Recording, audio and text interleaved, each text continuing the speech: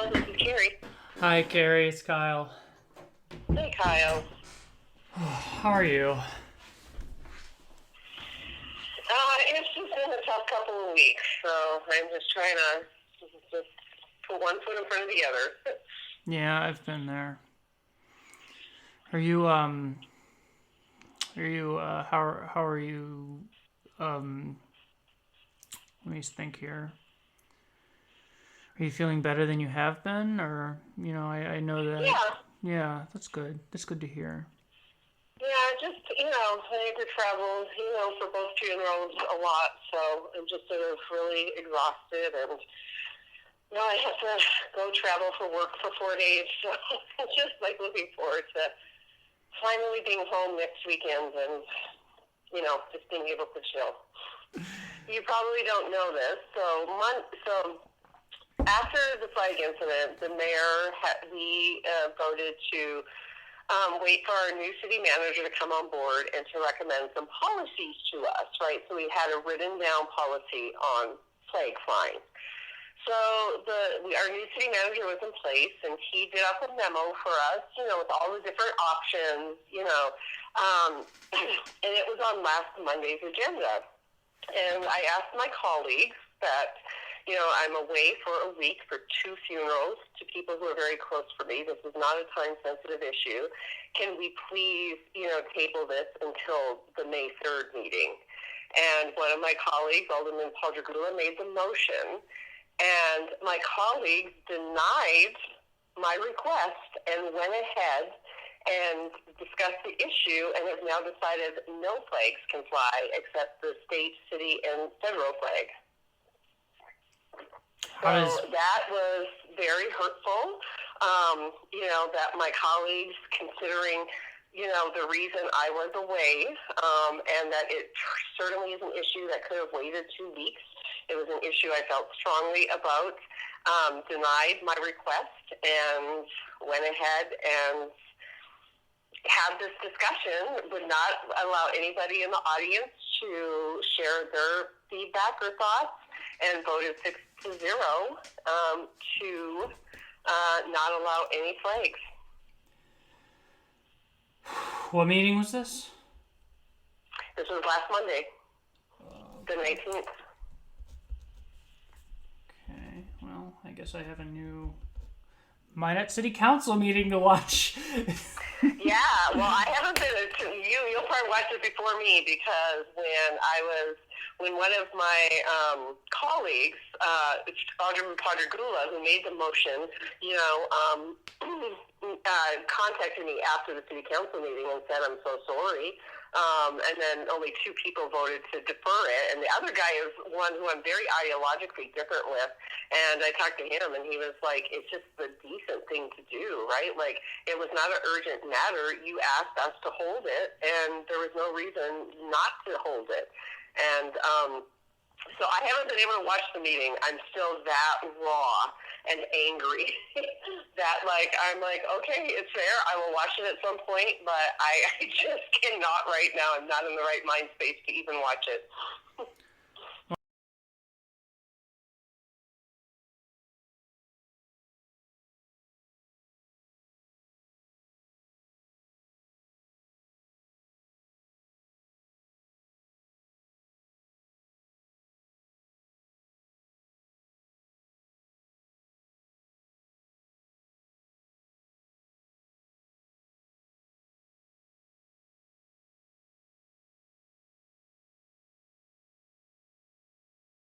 And the thing is, Kyle, I don't mind that the vote ended up how it did. I honestly am totally okay with only flying the jurisdictional flags. What hurts is that, they did not extend me the professional courtesy to hold it till I came back. Yeah. I don't care that we're not flying the rainbow flag. I honestly, believe it or not, do not care, right? We'll find another place to fly it. That's perfectly fine.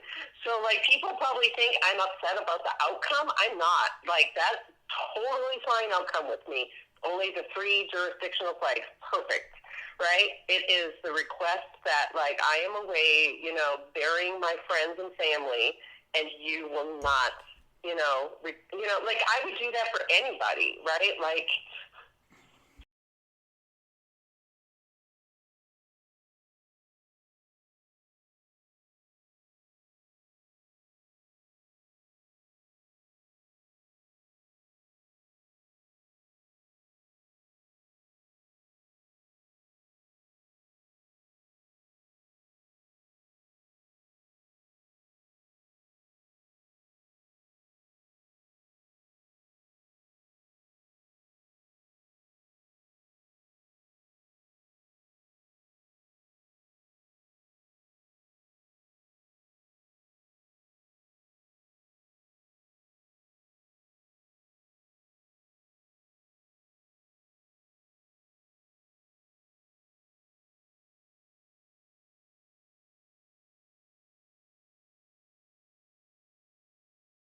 hands, and there's so many people that have sent in emails to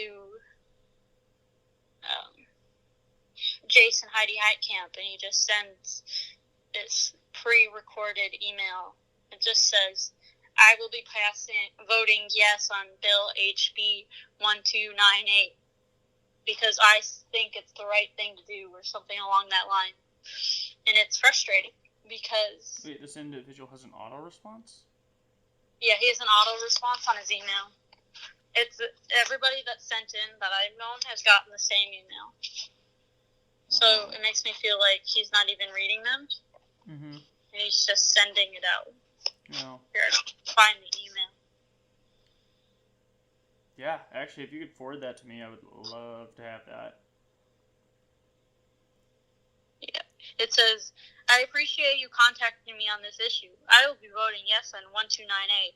I believe Donna Lupino said it best. I don't know of a woman athlete who doesn't want trans girls to be treated fairly, but the cost of treating her fairly should not come at the cost of discriminating against biologically female at-birth women. In case you don't know, Donna Lupino led the Women's Sport Foundation for 15 years and now runs Shelton-based consulting firm that works with clients on Title V and other sport management issues. Please contact me anytime. Mm-hmm. Okay. So it's saddening to see that. Yeah. I'm forwarding. Okay, hold up.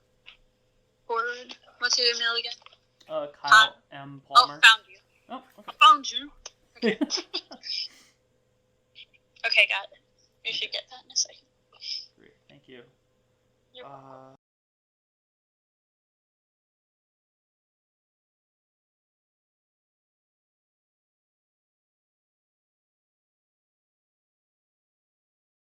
How has,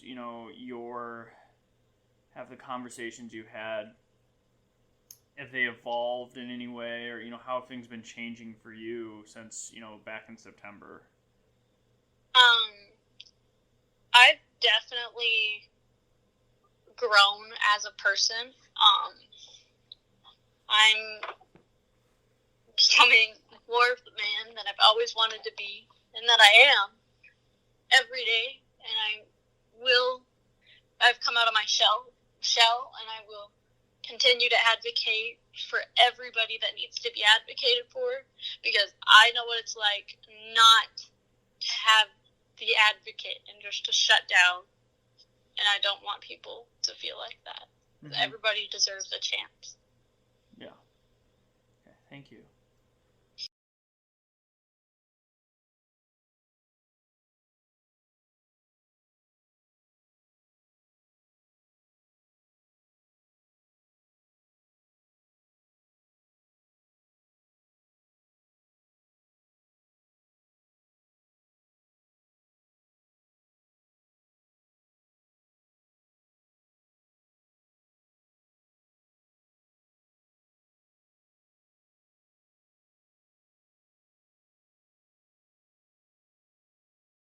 Minot and a lot of the towns in our area were going through like a bit of a flood warning, and so there's a lot of I believe there's 3 dams just north of the Canadian border, because there's just so much water buildup, they had to release those dams. And so what ended up happening was just a huge amount of water overflow, and it came down through the Ceres Valley, which is the valley that Minot's in. Mm-hmm. And so we have a river called the Ceres River, and that just went overdrive. And we had like the worst flood we've had on record. And so I was only 11 at the time. I was like really young, and I lived like at a trailer court just north on North Hill. And so we didn't have any like restaurant, like any like grocery stores, anything on North Hill. So just like everyone else on North Hill, we got cut off from everything. And so Really? for about a month or two there, we had like. So what did you do? Tap water. I don't know. I was a kid at the time. I was basically, still playing around a little bit, But like. Wait. I'm sorry. I couldn't understand that. Would you say that again? Wait. So what did you do when you were cut off? Like, how did you get this, like, food? Okay. So with food and supplies, it was a bit more difficult. Yes. There was one road that connected to the south side of town that stayed open, fortunately. And so we have like the bypass. Highway 83 bypass is like a road that connected between what we call North Hill and South Hill, since we have a valley. It's got a little bit of a technical term in our region where we call the north side of town North Hill and the south side of town South Hill, because it's just two hills and then it was a valley.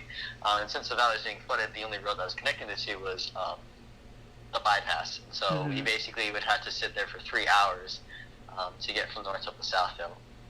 Oh my God. Yeah, it was a bit of a something I quite remember. It was quite an event. I remember packing sandbags for people helping out. I remember our tap water was out for a few months there too, because I lived in like a little trailer court just over there, and we relied off the tap water system. And that was an interesting event. So yeah. Huh.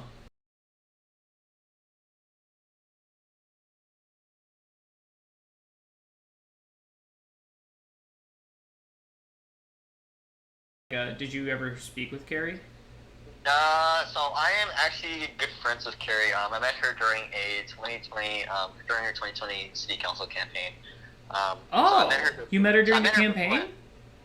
Yeah, I met her during her campaign. Oh my God, tell me about that. How did you meet her? Tell me about how that happened.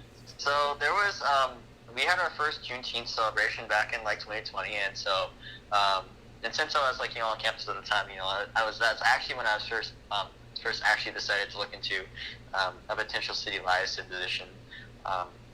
And so I went to the Juneteenth celebration, and we went on march to the Oak Park, and that's where I met her. It was in a park. I was having conversations. There was this mutual friend we have, Dr. Hoffman. He's like a professor of like philosophy here, and like he's a really chill guy. He taught sociology at my state. He was just retired last year. So good friends with both mine and Carrie, and that's how I met Carrie, was talking with Hoffman, and then you're Carrie Evans, I know you. I've seen your campaign and all that stuff, and so that that was like a really fun experience. It's kind of meeting someone else, and then from there just like I've been kind of talking with her, kind of establishing more of a connection between the city government of Minot State, the city council, and Minot, so that we can then advocate for students on campus in the city of Minot. It's not something that like I really noticed coming into the Senate, that we really didn't advocate for ourselves in the local area compared to the state area. The state area, basically the NDSA did that, but we didn't really do that much for the local area, and so.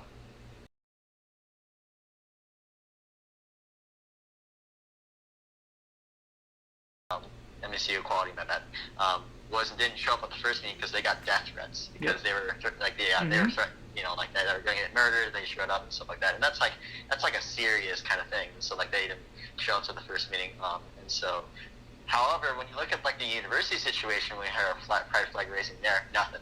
We raised our flag, everyone was in celebration of it, and like no resist, like there was not like any kind of backfire whatsoever. It was just like.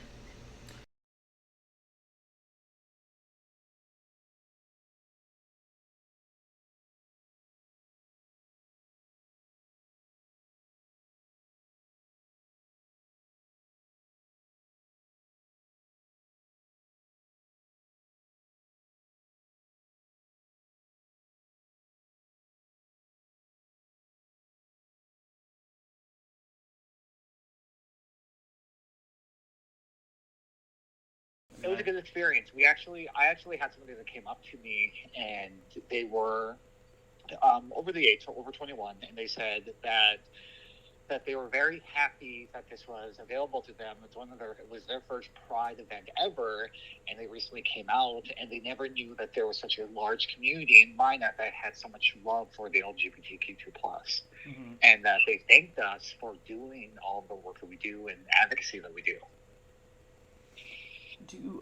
So where do you see where do you think the board right now for Magic City Equality where do you see things going for the next year, 2022? Well, we are actually in the process right now. Our meeting we had on Sunday, we talked about what do we see in 2021, 2022. And right away, of course, we're going to start planning our Pride because that takes months to establish. But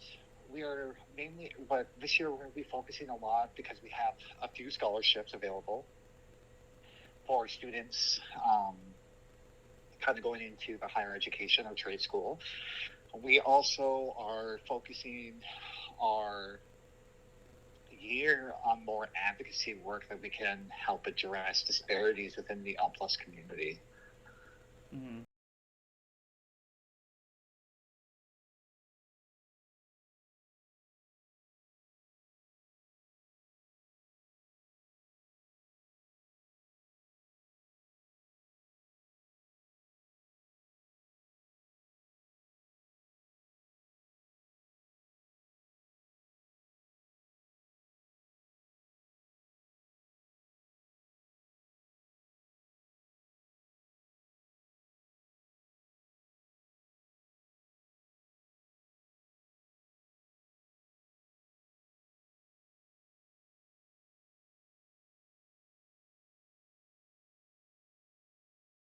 Identified teachers in Minot? I'm sure there are, but I don't personally know them. Mm-hmm. I guess. As far as getting involved in the community, I would like to do more. I know, like I mentioned earlier, it's hard because it is a student-run organization, and if the kids who are involved in GSA want to be involved with the school, they're typically involved in a lot of things like theater and band and orchestra, and they're competing around the stage for their activities, and they're doing all of these things. So that has been I guess the major hurdle for us is just finding time that works for all students where they can really devote themselves to getting more and more involved. And so we do a lot within the school throughout the school year, but outside of that, there's not a lot that has happened. Okay. I guess this will probably,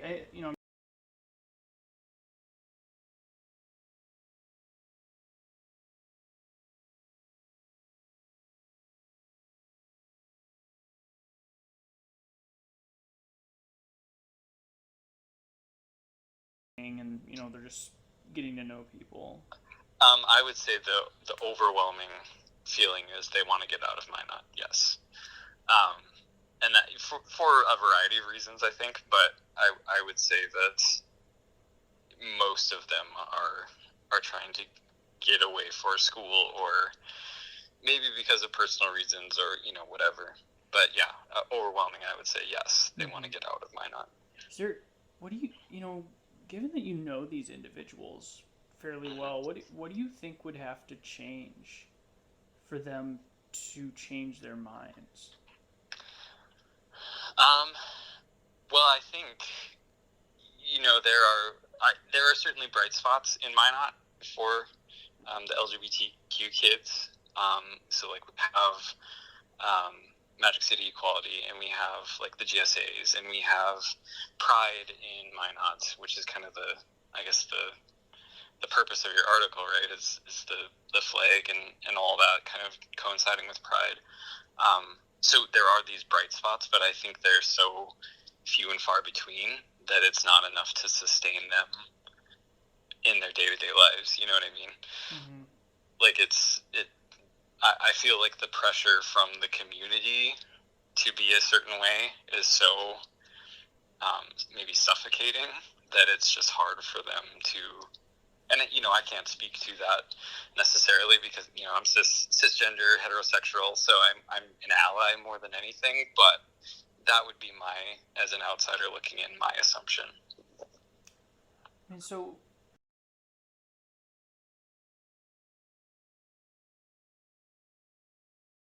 yeah, I don't know.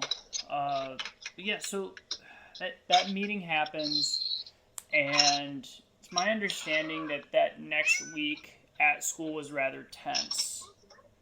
Yes. Yeah, can you, I don't know, would you be able to walk me through your experience of that week?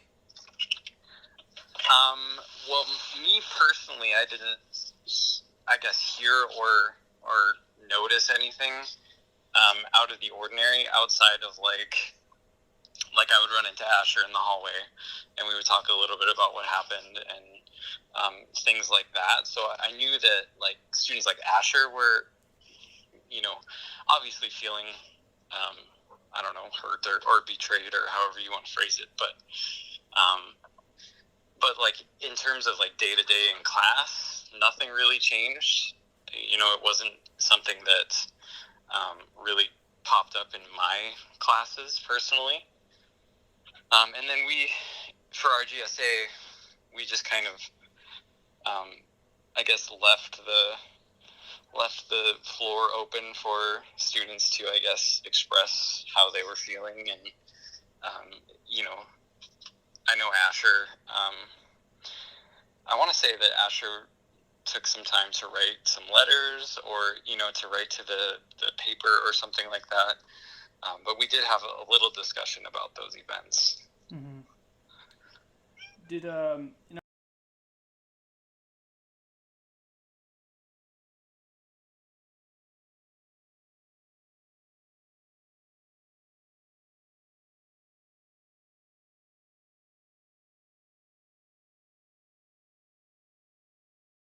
Yeah, I think often what people discover is that, like, you feel more anonymous and more alienated and more disconnected in a large city, especially if it's a large city that's had like that has an LGBTQ community so large that it's sort of getting into a state where things feel maybe apathetic or not as energized or things just feel more casual, right? And so I know plenty of folks who like want to go make a difference somewhere.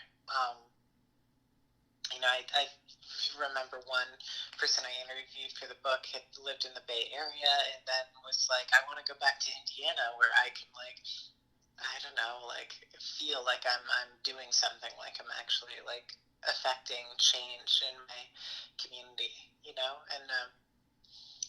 obviously everyone needs to make individual choices about what's right for them and what they want, that kind of thing. I guess I do, though, like, more broadly speaking, just kind of worry sometimes about, like, LGBTQ youth idealizing or romanticizing urban coastal life, based on what they're seeing on TV and fantasizing about, moving away from their hometowns. When I think, you can do really cool stuff in Columbus, Ohio, or Bloomington, Indiana, right? Mm-hmm. I remember. Sorry, I'm rambling a bit, but Please do. I remember I was in Utah for writing the Utah chapter of Real Queer America, and I remember, I don't think I put this in the book, but I was making arts and crafts with like, queer and trans non-binary youth, and they knew I was an author, a journalist, and they were like, oh, you've been to New York, you've been to all these places, like, and they clearly all kind of wanted to move there. I was like, so do you want to go to, like, you want to get out of here after you graduate? And all of them are like, yeah. And, I was thinking, like, at the time about, like, how comfortable and amazing and warm and, like, sociable this LGBTQ center felt in Utah. And then thinking about, like, LGBTQ spaces I've been to in metropolitan areas that feel like doctor's office waiting rooms, and people in the community don't really feel the need to like stop in because they've got 30K friends, right? And I was thinking, gosh, maybe some of you go to New York and like really love it there, but maybe a lot of you will go there and kind of miss this like warm, welcoming, friendly vibe. And LGBTQ people I know who have kind of stayed in smaller towns or smaller cities, that seems to be what they really like about it, is that feeling of connectivity, that kind of like 6 degrees of separation vibe where everybody kind of knows everybody, and you can like really see a one-to-one translation of like effort you put in to like change happening around you. Yeah, no.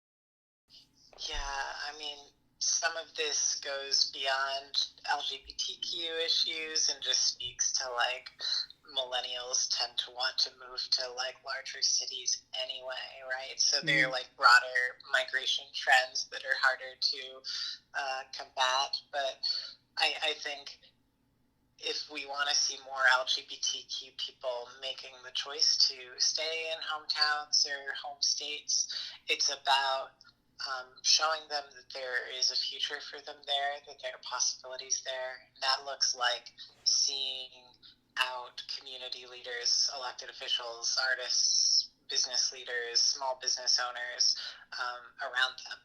So it shows them, oh, I can live a life here. There are people who are doing this. There are people who are out, who are older than me, who've forged a path for me. Because in the absence of that, I think a lot of LGBTQ youth are left with the impression that, like, in order for their life to start, they have to go to New York or LA or San Francisco or Portland or wherever. And then, often that could be a good shift, but, I also know plenty of LGBTQ people who've gone to those places and discovered, like, oh, I can't actually even afford to live here, So I think it's really important for that change to happen, for LGBTQ youth to be able to see possibility models in their own hometowns, states, and cities. And what do you with these individuals?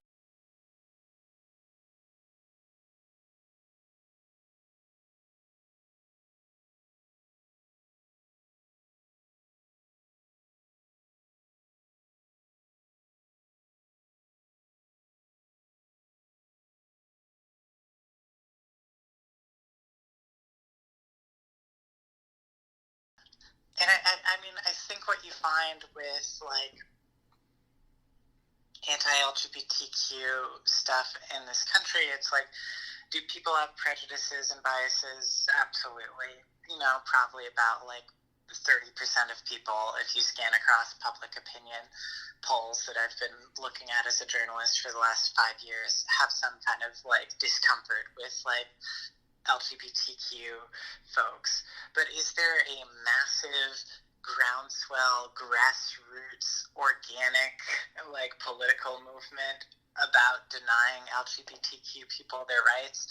No, it's a handful of anti-LGBTQ groups that make large donations that are, affiliated with politicians who pass bills in state houses, right? Like, it's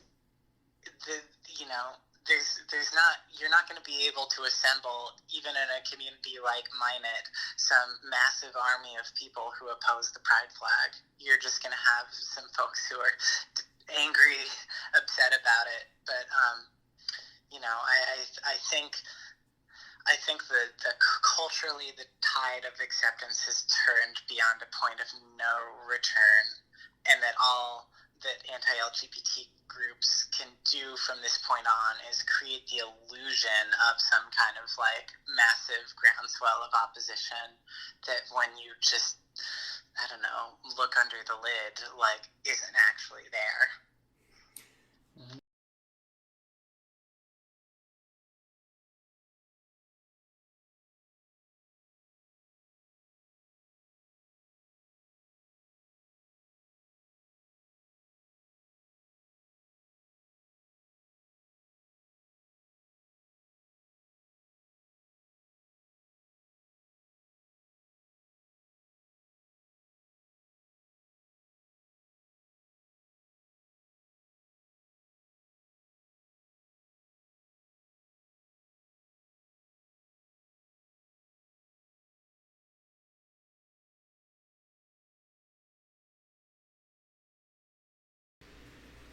We ended up just doing something on the 14th. Okay. Yeah. Was that the day that everyone did it? I don't know. Yeah. Okay. Well, on the 5th, something ended up happening at Yeah. work, so I was going to have to work for like 14 hours a day on her birthday. Uh-huh. So my mom, stepdad, and son and nephew did cake with her on the 15th, but on the 14th it was her godmother, mom, stepdad, me, and her nephew, my son. What'd you guys do? We just, my mom is one to always like, she's like, let's go out, no one needs to cook on their birthday, and we're like, it's still a pandemic. So we just got stuff on the grill, and then we just Carrie grilled at her place. Yeah, I hear she has kind of a zoo. What are her dogs like?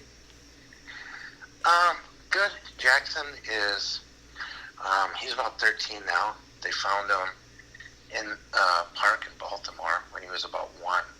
Had to trap him, and then she just got a couple rescue dogs this year, and they're still adjusting. They've really warmed up to her, but still with other people, they're still kind of a bit nervous. Mm-hmm. Yeah, no, I have a rescue as well. It's a long process. What's the one cat like? How does the one cat interact with everyone? Oh, she just does her own thing. She loves attention. She actually has got leukemia, cat leukemia. She got her from the shelter. Mm-hmm. So, of course, Carrie can't have other cats. Wait, what do you mean, of course, Carrie can't have other cats? Because of the one, or? Yeah, because I think it's that leukemia, that feline leukemia. Oh. So if she were to come into contact with other cats, she could give it to them. Oh. And then they usually don't have that long of a lifespan. Carrie's had her a couple of years. Mm-hmm. And then Carrie moved into the new place this spring, and Cal is the cat, and they have this doggy door, and she goes outside for 12 hours a day. So our winter's going to kill her here because she's going to be stuck inside. She's going to do it once and be like, never again. Yeah. Well, she would do that at like Carrie's old place. Like, you'd open the door and she would just try and sprint out. And then when winter hits, she just runs out and like stops in her tracks and then like, I'm out runs of that. back inside. I love that moment for the cat. Oh, God.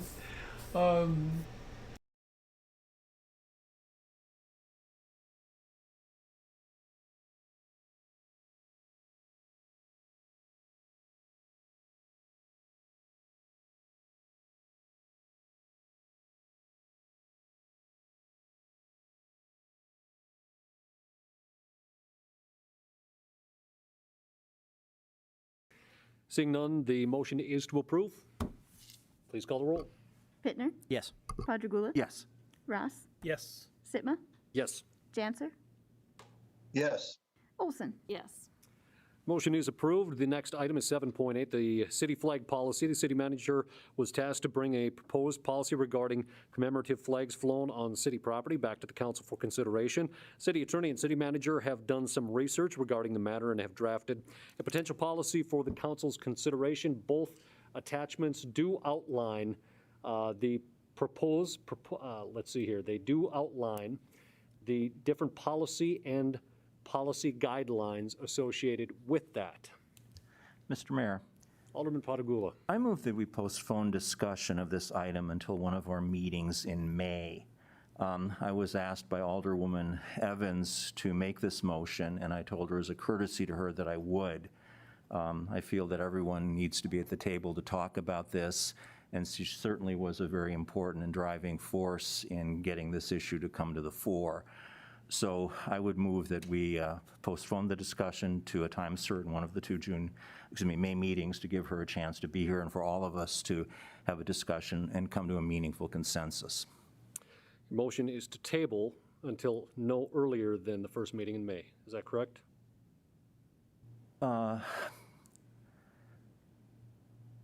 Yeah, well, I'm not sure the difference between table and postpone, but I would like it considered definitely one of the meetings in May. Looking for a second on the motion to postpone. Second. Second by Alderman Pittner, and I'm going to look to the attorney as postpone and table the exact same verbiage. One is debatable, maybe the other is not.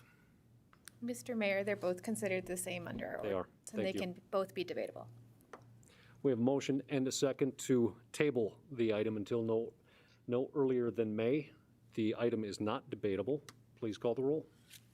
Padragula, Yes. Ross, No. Sitma, No. Janser, No. Olson, No. Pittner. Yes. Motion to table fails.